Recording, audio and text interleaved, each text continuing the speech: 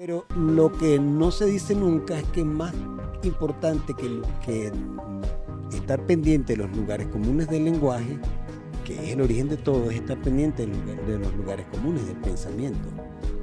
Claro. Si tú te la pasas en redes y tú te activas en todos los clichés del momento, es decir, si tú te sumerges a pensar como la masa, donde tú veas, estás viendo como la masa. Ah. Y lo digo sin sentido peyorativo, o sea, estás viendo como la mayoría. Entonces, ¿qué le ofreces al mundo cuando echas un cuento? Nada muy distinto a lo que yo pensé. Yo no pagaría porque tú me digas lo que yo sé. Lo que te pasó en la vida, tú puedes modificar el punto de vista, porque en la interpretación está el verdadero valor de los hechos. Entonces tú te pones a reflexionar sobre tu vida, y cuando eres capaz de escribir esa vida con una mirada más amable contigo y con una mirada más de sacarle provecho y aprendizaje a la experiencia vivida, si tú eres capaz de eso y haces ese ejercicio al pasado, bueno, estás haciendo ese ejercicio al futuro. Entonces, escribiendo tu pasado, estás de alguna manera escribiendo tu futuro. Héctor Torres es un destacado escritor y cronista caraqueño, quien explora las complejidades de la vida urbana en Venezuela. Es autor de obras influyentes como Caracas muerde y La huella del bisonte. Obras donde Héctor, con su aguda narrativa, nos sumerge en realidades que parecen ficciones y crea ficciones que están esperando la estadística para ser verdad. Aquí uno de sus textos. Ella tiene una risa franca, una risa limpia, sin recodos malintencionados, pero en contadas ocasiones esa risa se vuelve misteriosa. Sucede, por ejemplo, cuando alguien quiere parecer inteligente en una conversación y no se le ocurre otro recurso que acudir al clásico tópico de «en este país nadie lee». En esos casos, su risa limpia adquiere un extraño matiz, un misterio lapidario que intimida al infeliz interlocutor.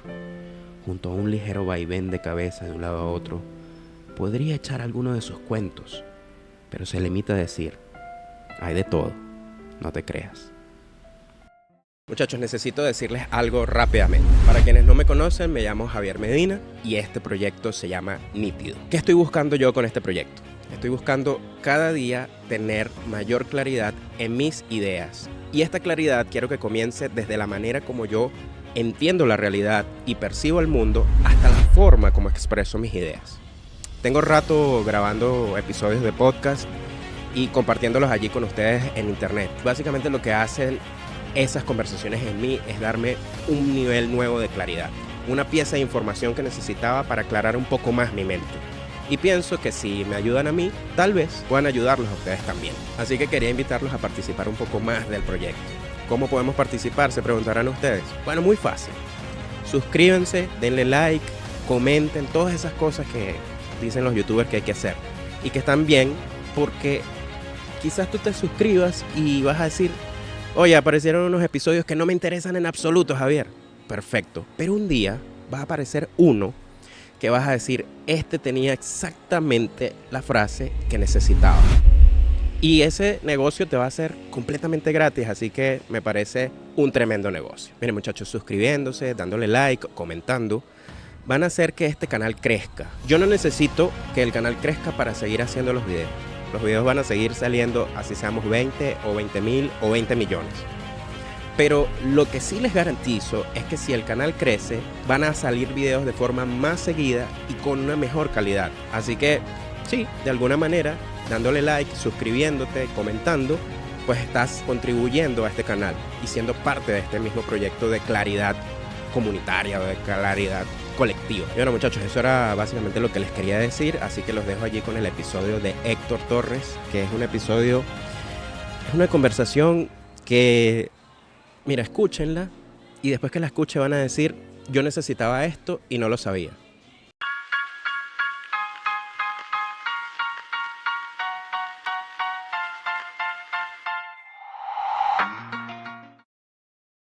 ¿Qué compone una buena historia?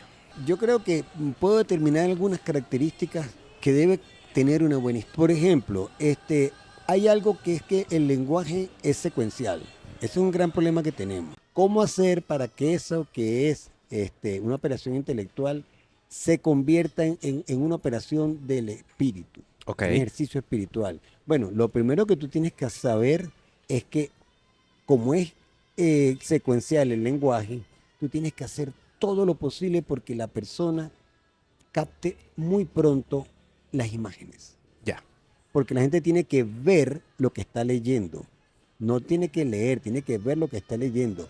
Y si tu trabajo fue tan poderoso, va a llegar un punto, y esa es la demostración más palpable de que lo lograste, de que alguien con los años diga, cuente una anécdota que le hizo reflexionar, y diga, pero eso fue que, oye, no me acuerdo si me lo contaron, si fue una película, porque es que no, ya ni siquiera recordé haberlo leído. claro, Entonces borré la fuente original, digamos, el soporte lo borré porque mi mente produjo imágenes. Yo pude ver no palabras, sino que yo pude ver a ese personaje triste. Mira, yo me quedé con ese señor aquí en la mente, eso me parte el corazón. sí, Ese señor no existe, sino en tu mente. Entonces, el autor logró que tú lo vieras. Entonces, la claro. economía y la posibilidad de producir imágenes pronto para enganchar al lector es necesario. Eso nos lleva a la economía del lenguaje, eso nos lleva a la musicalidad del lenguaje, Sí, eso nos lleva a la gracia, que es un atributo del que poco se habla, pero que es fundamental.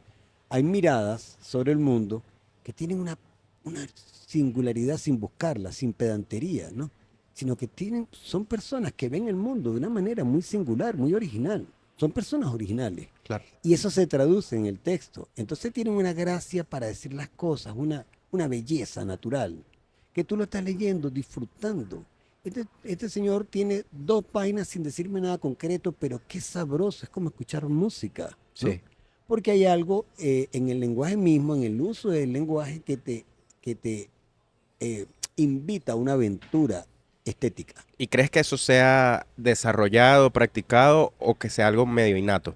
Yo creo que las dos cosas, pero las miradas originales digamos, los textos originales son hijos o resultados de las miradas originales sobre el mundo, y eso es bastante innato. Hay Ok, personas, obviamente, se puede cultivar o no, y es lo que yo siempre digo, por ejemplo, en los talleres. Digo, un acoso, hay una persecución en los talleres muy típicos sobre los lugares comunes. ujú, Es un lugar común, es un lugar común.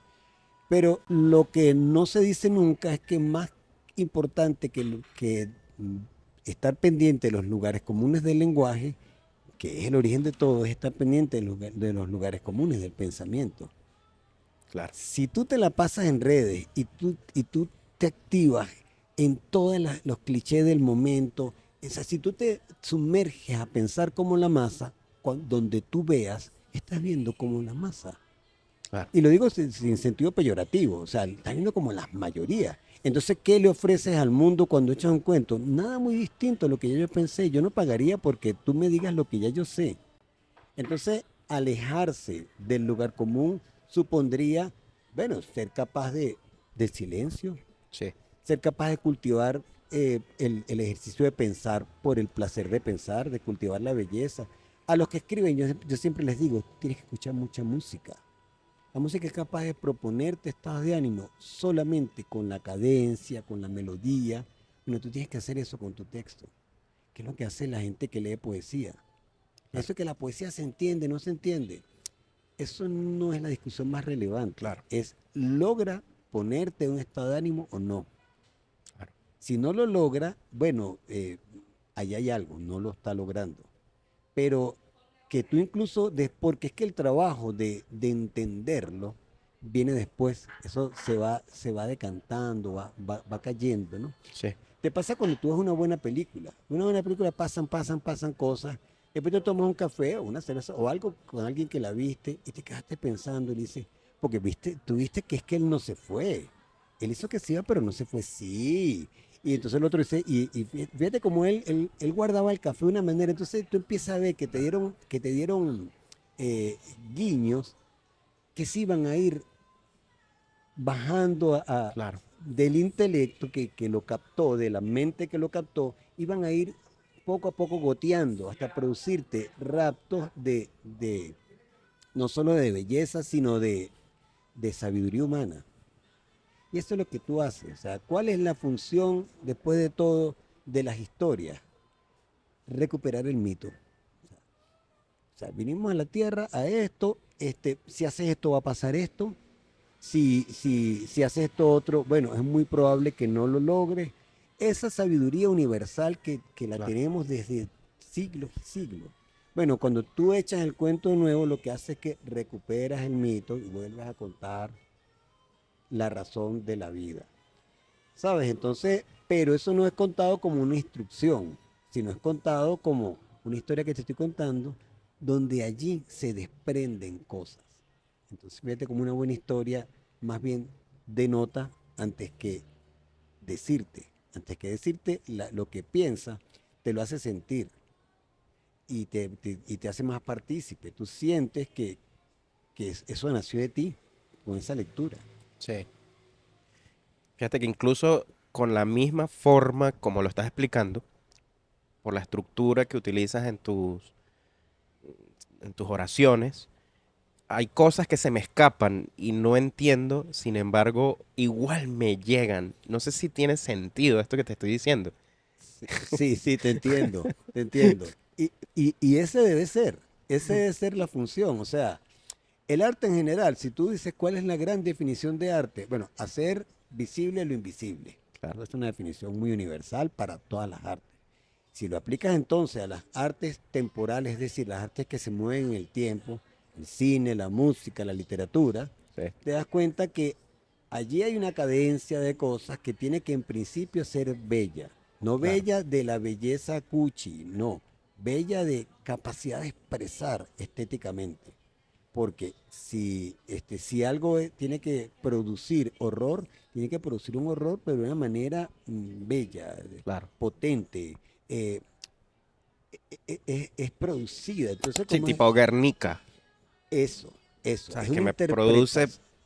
algo Exacto. extraño, pero que me está moviendo. Exacto, porque además en esa representación del horror hay un espacio que te permite adentrarte a él como espectador seguro, ¿sabes? Ujú. Es un espacio seguro.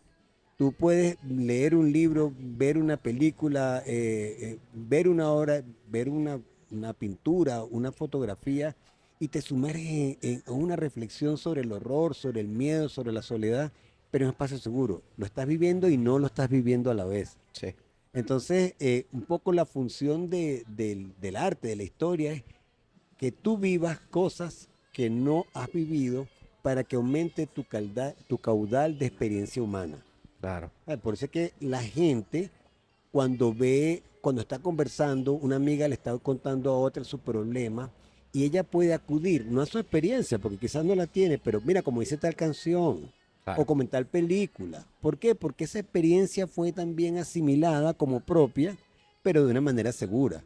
No Sí. tuve que despecharme, no se me tuvo que morir un hijo para yo reflexionar sobre ese dolor, ¿sabes? Sino que lo estás viendo, realmente lo estás viviendo, tu corazón no sabe que eso es mentira, como en los sueños, que el Claro. corazón no sabe que eso es mentira. O sea que si aprendemos en cabeza ajena. Sí, de alguna manera sí, sí nos pone a reflexionar, sí. Si Ok. no nos pone a reflexionar, no. Entonces, si el arte no tiene la eficacia de, de conmoverte, de Ujú. tocarte adentro para que eso que retumba en ti empiece a producirte reflexiones, bueno, si no lo hace, no. Y por eso es que entonces ahí es donde puede haber eh, mala literatura, Ok. en el sentido de que, oye, no logra meter a la persona en ese universo. O sea, el universo que propuso no es lo suficientemente eficaz para que la persona se sienta allí adentro y viva y sienta las cosas que pasaron allá adentro. Claro. Sabes que participé en un... Se me había olvidado esto, pero ahorita que lo dices, participé en un concurso de cuentos hace unos años y intenté escribir un cuento con muy poco éxito, pero era algo que me pareció, realmente me pareció bonito de una experiencia que viví. Mm.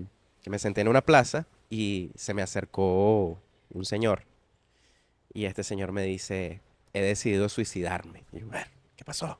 Y me pongo a hablar con él, ¿no? Pero ¿por qué, señor? Y entonces este señor me cuenta la historia de su vida y de cómo su señora esposa quien era otra anciana, pero que mágicamente de ella surgió un interés sexual tardío en su etapa final de vida, decidió montarle cachos con el vecino.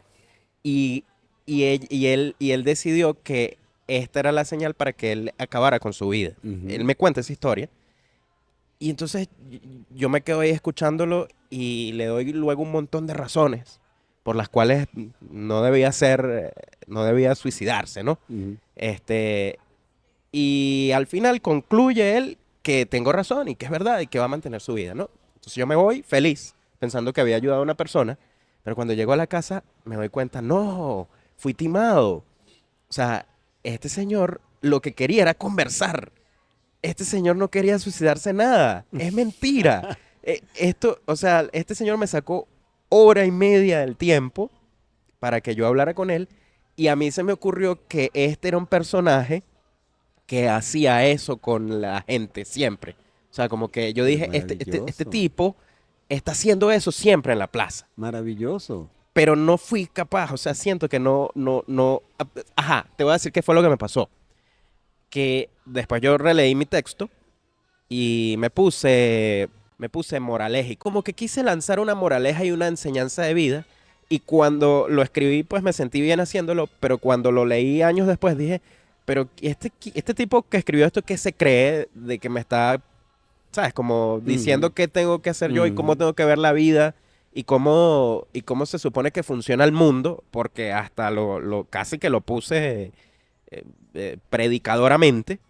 Y me sentí molesto con mi texto. Así como que, bueno, pero esto es un abuso, Ujú, ¿sabes? ujú. Esto me parece un abuso. Sí, y es poco eficaz porque la gente no quiere que le esté diciendo lo que tiene que pensar. Sí. Esa es como la diferencia, para que tú veas, vamos a hacer un símil Ajá. de cuando las cosas se van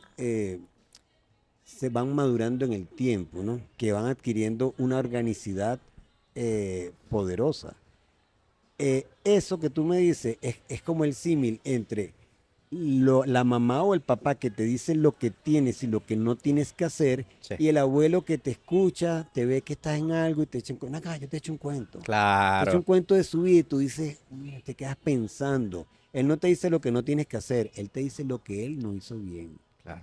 Queda de ti. Entonces eso es más poderoso porque tú participas Sí. en esa búsqueda de la solución. Tú participas en una inquietud espiritual y Sí. tú consigues, gracias a que alguien te estimuló. Sí. En cambio, cuando te dicen lo que tienes que hacer, bueno, ya eso rebota con tu ego. No Claro. voy a hacer lo que tú dices que yo tengo que hacer. Claro. Entonces, fíjate, ahí hay otra interesante característica ahí tú encontraste por qué tu cuento no tuvo eficacia. Porque pretendías moralizar. Sí. Y es de las cosas terribles que tienen, bueno, creo que ha pasado un poquito el furor, lo agradezco, esa cosa de la cancelación de libros por los temas. Mm. No, o sea, si tú no, si tú, o sea, si tú entradas dices lo que es bueno y lo que es malo, no hay eficacia, Claro. no hay reflexión, no hay proceso de deglución de cosas que tienen que nacer, esa energía tiene que nacer en el lector Ujú. y tu deber más bien es estimularlo, ¿sabes? Estimularlo. Entonces se pretende de una manera, o sea, el gran problema que yo veo de esto es también que esto es hijo de una generación que creció en redes sociales y es que el lenguaje tiene un uso absolutamente instrumental, entonces la literalidad se convierte en la manera de comunicarse con el mundo. Sí. Si no es literal, de hecho, fíjate que la gente tiene que cuando pone obvias, ¿cómo se llama? Sarcasmo, ironías, cuando dice algo que va a generar polémica porque lo está diciendo con un retrueca, una vueltica, tiene que poner abajo, ironic mode, porque si no la gente le cae encima, no entendió la ironía. Claro. Entonces la incapacidad de entender la ironía, de entender lo lateral, Claro. ¿sabes? Nos está llevando que eso es gente que ha vivido de la vida leyendo redes sociales y todo es verdad o es mentira, Sí.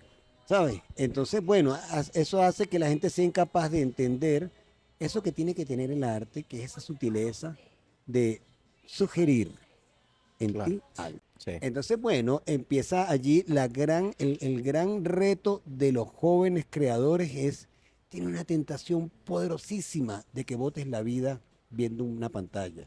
sí, Tú tienes que tener la fuerza espiritual de no hacerlo y no estar apurado por la gratificación inmediata. Porque te asomas a Instagram y todo el mundo está publicando un libro, según lo ves tú, y todo el sí, mundo está en un evento y todo el mundo está ganando un premio. Entonces te angustias porque tú estás escribiendo tu librito y de aquí a que esté listo. claro. Bueno, vence la tentación de que te vean a ti también y escribe tu librito con paciencia, sin internet, sin redes, para que algún día, bueno, produzcas algo. Y eso es lo que te produciste, no lo hiciste para gustar, lo hiciste para entender el camino que estás viviendo. Claro. Es Para dificilísimo convertirte. para convertirte, exacto, para darle sentido a esta locura a la que viniste Claro. en los términos en que te dijeron que funcionaba, porque el asunto es demoler esos términos. Sí, Entonces es un gran reto y es difícil porque es que tú pones yo he oído, yo que tengo esto en la mente, yo voy a Instagram a hacer algo y después suelto el teléfono a los 15 minutos, no hice lo que iba a hacer porque me puse a ver.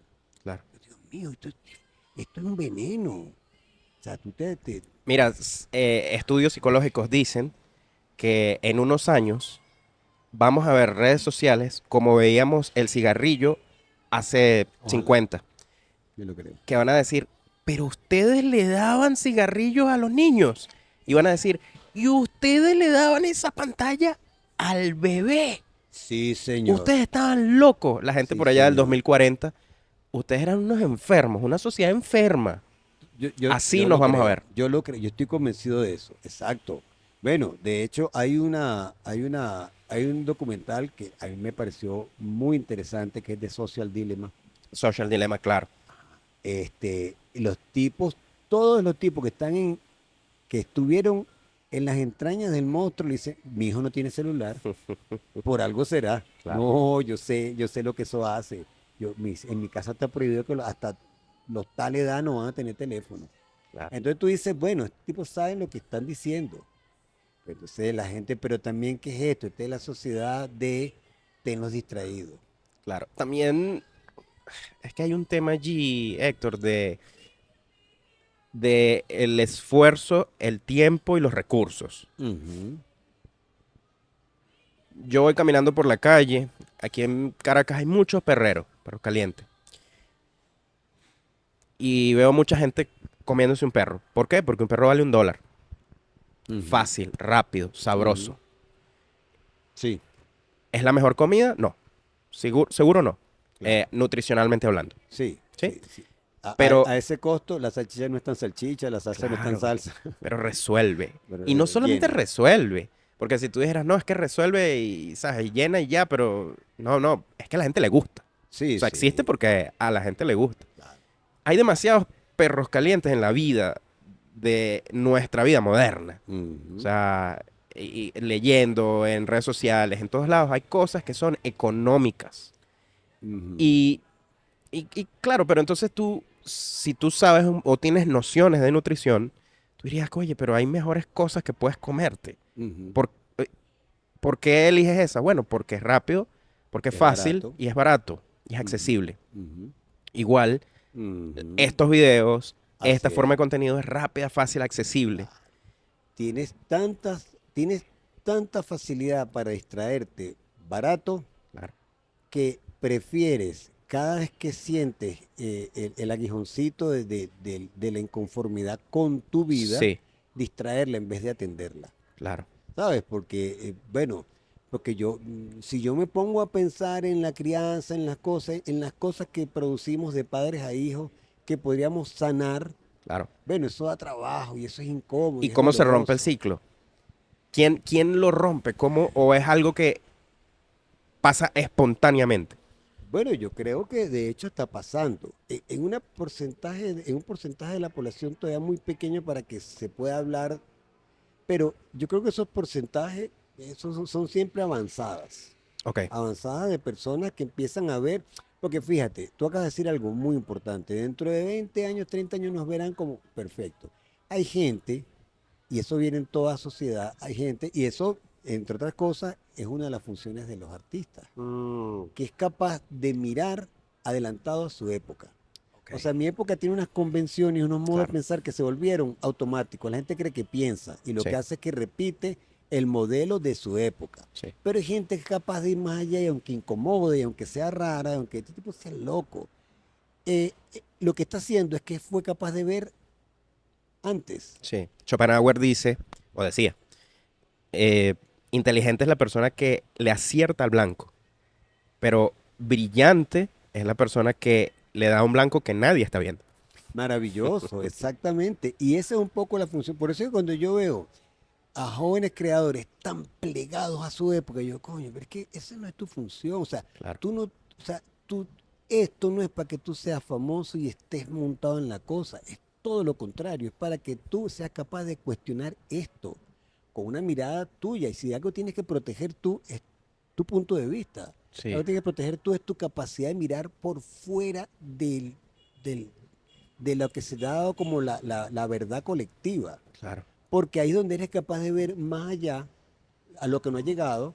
Bueno, y eso es lo que han sido los escritores y muchos pensadores en su momento. Tipos que vieron antes que los demás un camino. Claro. Y después la gente lo transitó como normal, pero después.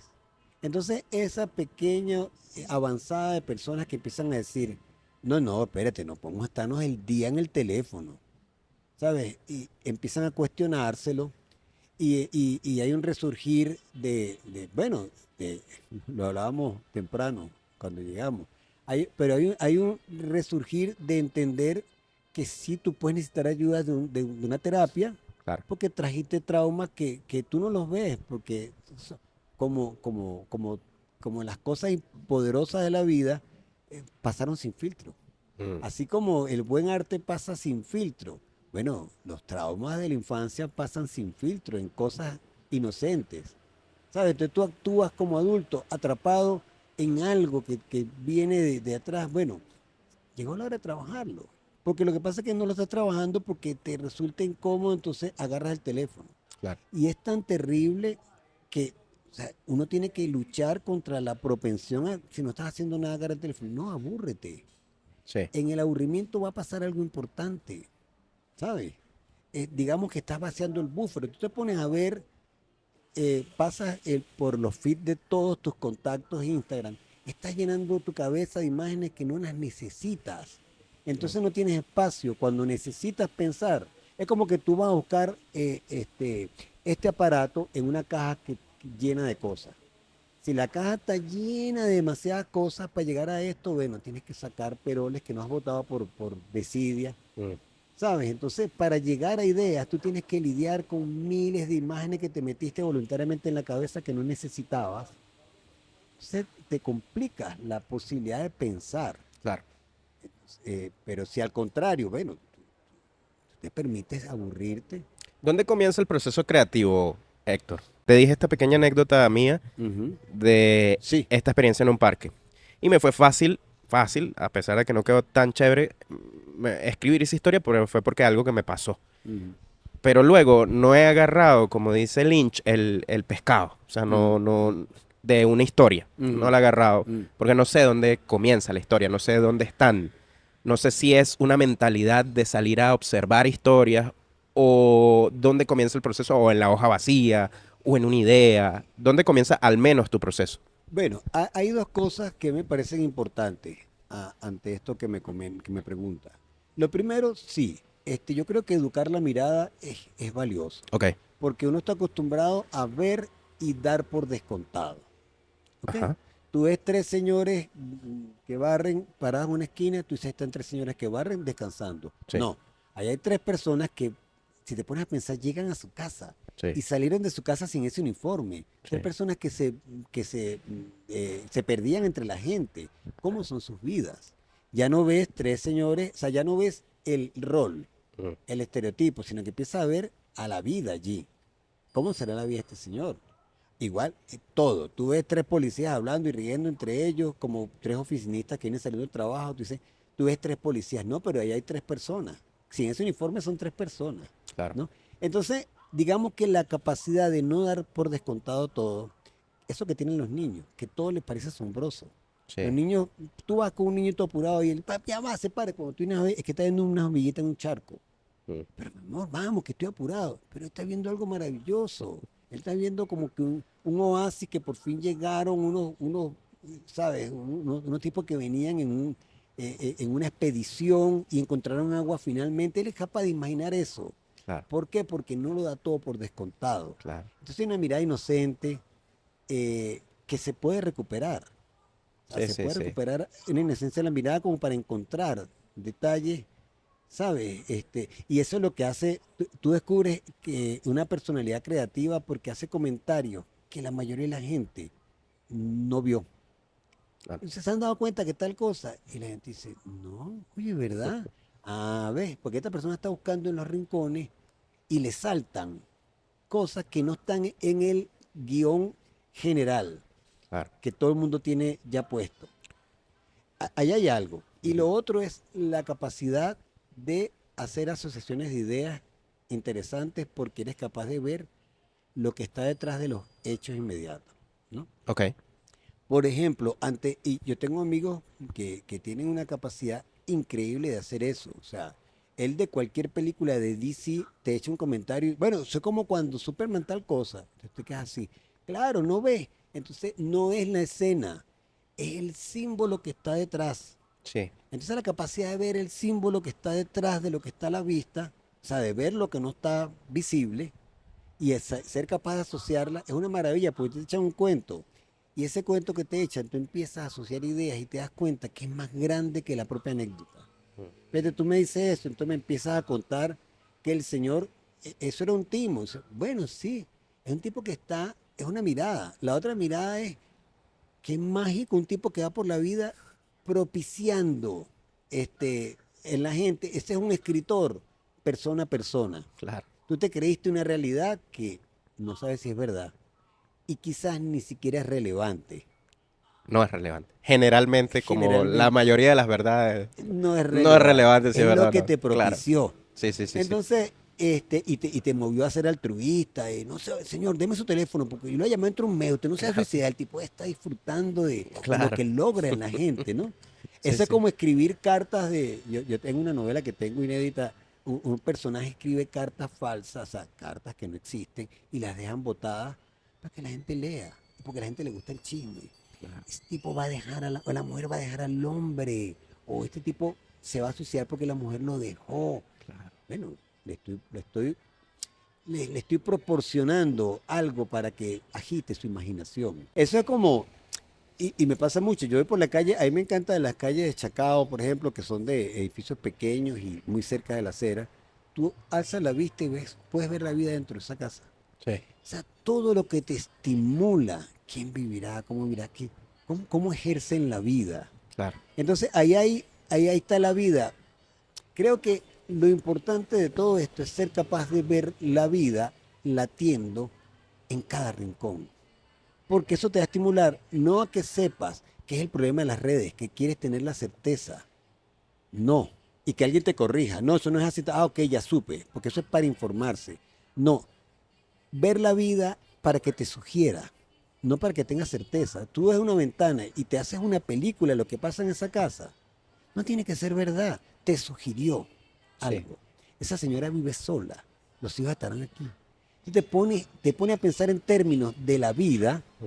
del relato de la vida, y bueno, de ahí pueden surgir cosas interesantes. Más que certeza necesitas es al contrario,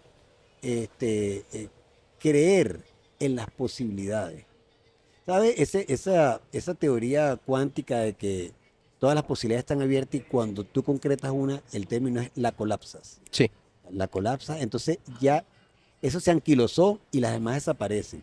Bueno, la creatividad es tratar de no colapsar la realidad, sino dejar que todas las posibilidades existan ahí, graviten, a ver cuál coge vida. Claro, pero cuando escribes la colapsas. Cuando escribes la colapsas en esa historia, Sí. sí, sin duda, pero no te apuras con la angustia de tener la certeza, sino que dejas que viva hasta que coja un camino, Claro. como la vida. Sí. Entonces, reproducir la vida para pensarla, bueno, es un ejercicio interesante. Yo siempre he pensado que el síndrome de la hoja en blanco es un invento de la gente, porque obviamente, si tú vas a sentar frente a la laptop, una pantalla blanca, luminosa, vacía, a que se te ocurra algo, bueno, eso no va a pasar, porque no estás teniendo nada que te sugiera nada, no estás teniendo nada que te estimule.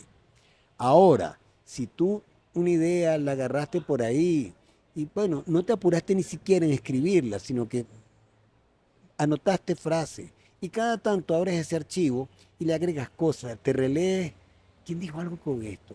¿En qué película yo vi esto? En tal película, vuelves a la película, tal escena. Cuando cuando tienes frases armadas, viste un arranque, viste una escena inicial, pero no te apuras en escribirla, sino que todos los días te sientas con intención de recuperar lo que pensaste antes de ella Ujú. para soltarla.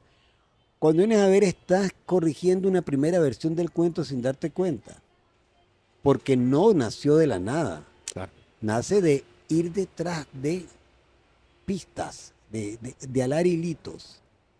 Hay una anécdota que a mí me encanta comentar porque es muy gráfica del proceso creativo. Hace muchos años yo me encuentro a Elisa Lerner en un bautizo, una librería. Y me la acerco con todo el respeto, el asunto. Elisa, caramba, qué bonito verla, usted casi no se le ve. No, hijo, es que yo estoy muy ocupada, siempre. Yo no puedo decir otras cosas, pero yo estoy muy ocupada. Entonces yo, tontamente, de simple, le dije, claro, está muy ocupada escribiendo. No, no, pensando. Pues ella decía que escribir es lo último, Claro. pero está ocupada es pensando las cosas, cómo urdes, ¿sabes? Ir urdiendo la trama. Claro. Entonces eso, sacar de aquí y de allá. A mí una vez alguien me contó algo loquísimo que supuestamente pasó en Venezuela y me quedé pensando en eso. Entonces, imagínate que eso sea una lotería, imagínate que esto, imagínate que ese proceso de imagínate lo vas Sí. agregando y de esa idea inicial tú tienes que traicionarla completamente y empezar a meterle elementos que obedecen es al efecto que tú quieres. O sea, tú forzosa y obligatoriamente tienes que alterar la realidad que te contaron porque la estás enmendando. ¿Cómo fue? Ok, está bien. Mm. Pero ¿cómo podría ser? Es más importante. Claro. Entonces, bueno, ahí empieza un proceso que cuando vienes a ver, va produciendo una vida que se debe a sí misma Claro. y no a la vida que tú supuestamente copiaste, porque eso lo que hizo fue estimularte con una idea. Sabes que en tu charla te hablas de una triada: Ajá, emoción, símbolo y momento. y momento. Sí, ¿Nos puedes explicar un poquito cómo funciona esa triada en el proceso creativo de la escritura? claro, fíjate. En principio, las cosas importantes que te pasan te produjeron una emoción, Vale. ¿ok? Y son recordables porque te produjeron una emoción. O sea, tú vives tanto durante tantos días. Si tú tratas de hacer un resumen lo más minucioso posible de cosas que te han pasado en los últimos 5 años, vas a recordar muy poco. Mm. Porque el día a día, bueno, estamos tan aletargados también, estamos tan dormidos, que el día a día pasa sin pena ni gloria. Pero cuando pasa algo importante, eso te produce una emoción. Sí. Esa emoción hace que tú la asocias a ese recuerdo. Ujú. ¿Ok? Entonces es muy probable que en la construcción de historias eh, hay algo que digamos que es clave y es que cuáles son los momentos fundamentales de la historia, los que produjeron emociones. Ok, esos son momentos recordables. Entonces, ¿cómo hacemos para que esos momentos representen un símbolo, represente ese momento y esa emoción? Y ese símbolo empieza a ser el centro de un relato, el centro de un discurso retórico, pero elaborado de forma tal de que no se sienta que hay un discurso, sino que hay el objeto, es el que lo sintetiza. ¿Ok? Ok. Entonces, bueno, eso pasa mucho y pasa con todo. Eh, Cuando a ti te pasa algo, no es ese hecho lo importante, sino el subtexto, ¿no? Y yo conozco un librero ya que un poco más joven que yo, pero que ya tiene una gran trayectoria como librero, una gran experiencia, que él vive en Medellín. Y él cuenta que, bueno, él empezó a trabajar en una librería de muchacho de ayudante. Ya Ujú. caja para allá, ya caja para allá. Él no tenía ninguna experiencia con eso. Tanto tiempo trabajando allí, un día el dueño abre otra librería y ve que este muchachito es serio, él es responsable, él no sé qué cosa. Y un día le dijo, ven acá, mira, tú ves qué haces con esto. O sea, tú decides si esto es tu vida, o sea, si te conviertes esto en tu oficio o pierdes esta oportunidad. Entonces él dice que él recuerda siempre el día que el señor Milla me puso la llave en la mano. O sea, hizo un destino en mi vida. No es la El llave, símbolo. el símbolo de algo mucho más grande que es difícil expresarlo. Tendrías que usar muchas palabras y mientras más palabras uses, más equívoco. Claro. Porque la gente, bueno, se acerca o no a tu experiencia. Entonces, para tú no tener que decir lo indecible, usas un símbolo. Mm. Y él seguramente algún día, sin darse cuenta, de manera inconsciente, va a agarrar y le va a decir al hijo, aquí está, tú decides. Claro. Entonces ahí este símbolo tan poderoso tiene una enseñanza de un momento tan importante en tu vida que no necesitas palabras. Y así como todo. O sea, todo nos habla porque todo simboliza algo. Claro. Hay un momento simbólico en tu vida, sobre todo de escritor, que dijiste, este es el momento en el cual nace Héctor Torres como escritor. Yo veía la literatura como algo tan hermoso, Sí, ¿sabes? Que, bueno, que yo sentía algo muy cercano, una admiración por la música que hacía la literatura, ok. ¿sabes? Entonces había autores que propiciaban una música que era realmente hechizante. Borges, citarte algo. Hay una hora de la tarde en que la llanura está a punto de decir algo. Nunca lo dice, tal vez lo dice y no lo entendemos. O lo entendemos, pero es intraducible como una música.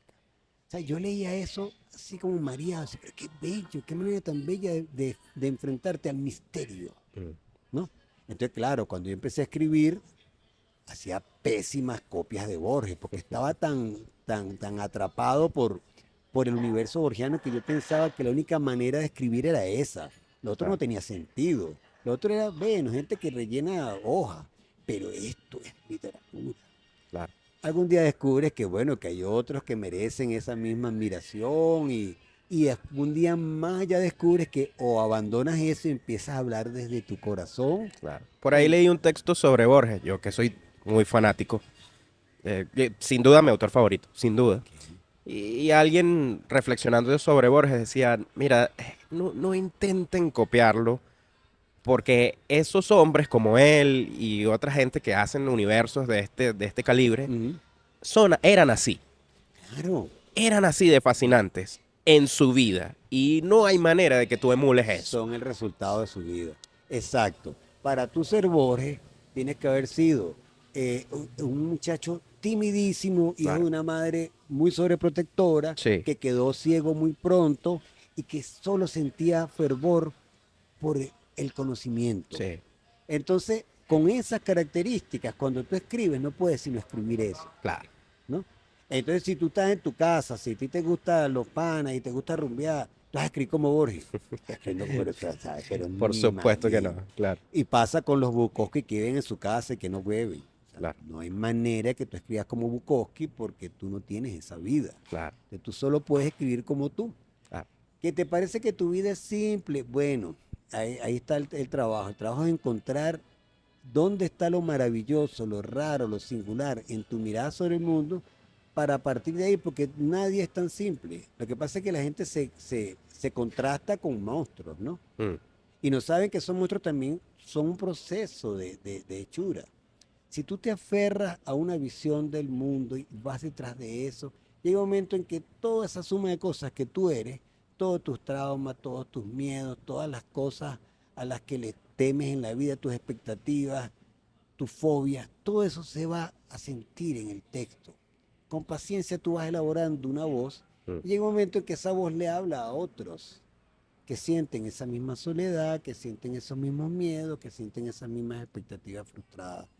Y bueno, mm, le ofreciste al mundo algo honesto. Claro. No espectacular, no vas a ser Borges traducido a todos los idiomas del mundo, pero ofrece modestamente tu mirada. Si tu modesta mirada se le ofrece al mundo con honestidad. Sí. Una pregunta, para la gente que por ahí no deseamos ser escritores de literatura, sino que queremos utilizar la escritura como una herramienta para aclarar nuestras ideas y luego colocar esas ideas en otros formatos. ¿Qué consejo nos darías? O sea, cómo afrontar eso? Porque siento que también muchos de los consejos que das son como para que escribas con belleza, escribas con literatura. De repente, no necesito eso Ujú. en mi vida, pero sí necesito expresarme de forma escrita. Porque sé que, por ejemplo, dabas talleres a gente común, pues, que dabas estos talleres. Ujú. Entonces, ¿cuál es el objetivo de esto o qué es lo que necesita la gente común que no estamos escribiendo literatura saber y qué herramientas necesitamos o qué necesitamos saber? Bueno, fíjate, hay una cosa interesante en esta pregunta que propones, y es que la escritura, a mí me gusta, por ejemplo, la idea de dar talleres.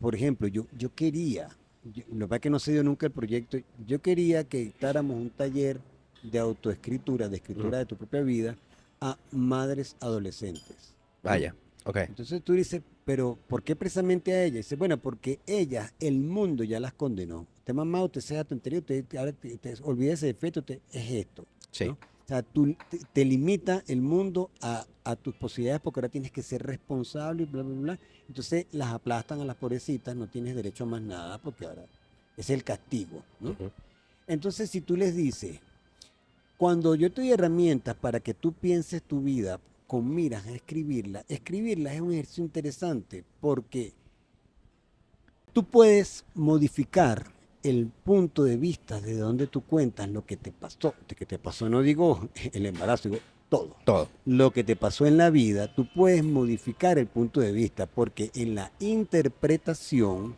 está el verdadero valor de los hechos. Tú puedes decir pasó esto, esto y lo otro. Y eso es todo. No, eso no es una condena. Si yo te digo a ti que te pasó algo y qué aprendiste de eso y cómo pudo haber sido y en realidad para qué te sirve, ponte a pensar, ¿por qué te pasó eso?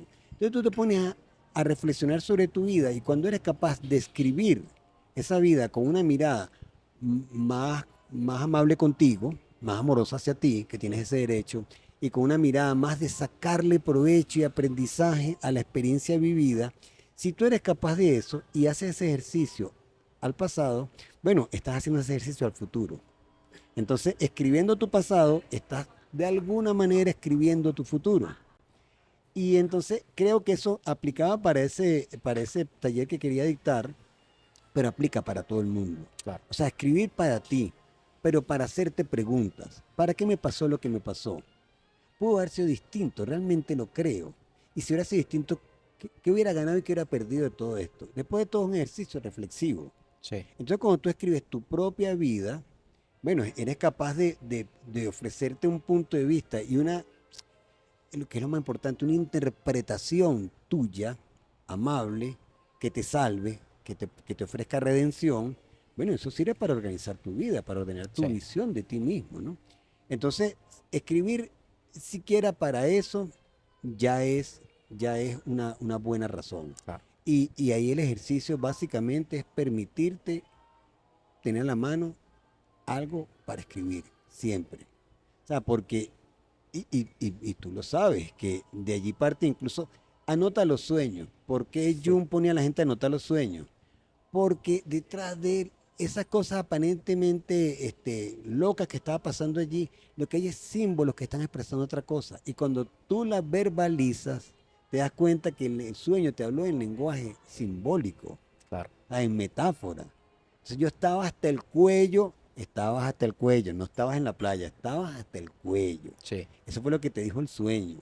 Entonces tú empiezas a darle sentido. ¿Qué me quiso decir este sueño? Hablar contigo, o sea, a recuperar la capacidad de dialogar contigo. claro.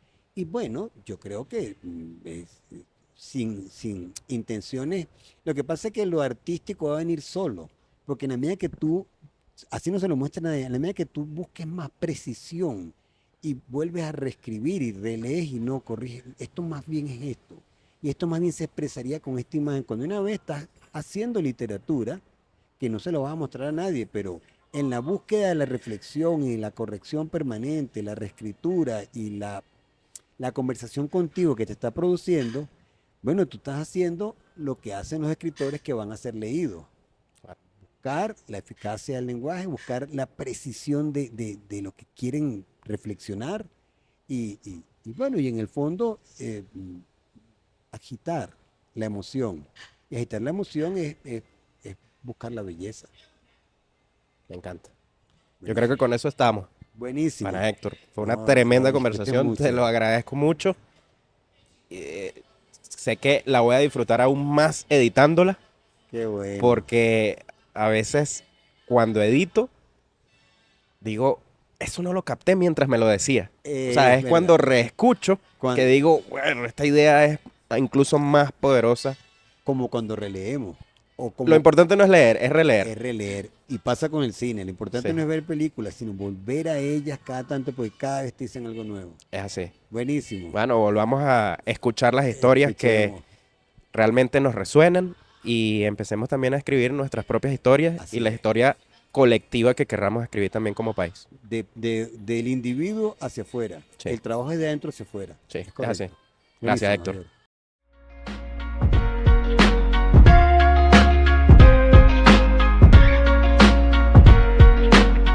Mystery of life isn't a problem to solve, but a reality to experience.